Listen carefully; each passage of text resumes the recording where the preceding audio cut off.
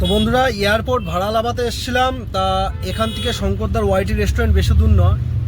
তা চলুন যাই, ওয়াইটি রেস্টুরেন্টের বিরিয়ানি চেক করে আসি কেমন হয় দেখি, আর রেস্টুরেন্টটা কোথায় করেছে চলুন ঘুরে আসি।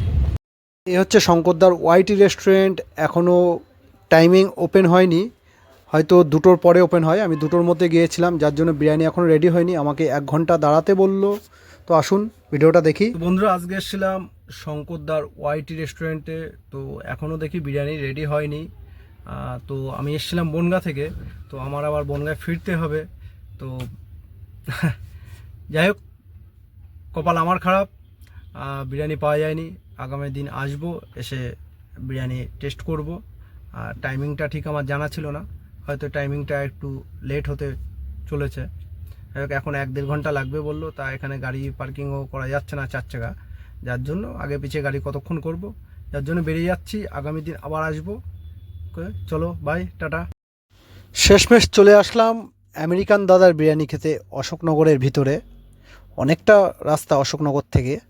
তো দেখুন দোকানে কত ভিড়, আর বিরিয়ানির রাইসগুলো কত সুন্দর। আমেরিকান দাদার বিরিয়ানি। আর একটা কথা বন্ধুরা, আমেরিকান দাদা কিন্তু নতুন আরেকটি দোকান খুলেছে হাবড়া 1 নম্বর রেলগেটের ওখানে। আজকেই দোকানের পুজো দিয়েছে।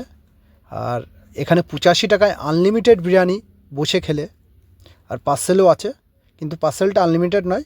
চিকেন বিরিয়ানি 85 টাকায়। আমি মটনটা দাম শুনিনি। রাইসটা কত সুন্দর রাইস দেখুন, প্লেটে ভরে ভরে দিচ্ছে। তারপরে আপনাদের যত লাগবে তত দেয়া হবে। যাই হোক, ভিডিওটা ভালো লাগলে শেয়ার করবেন।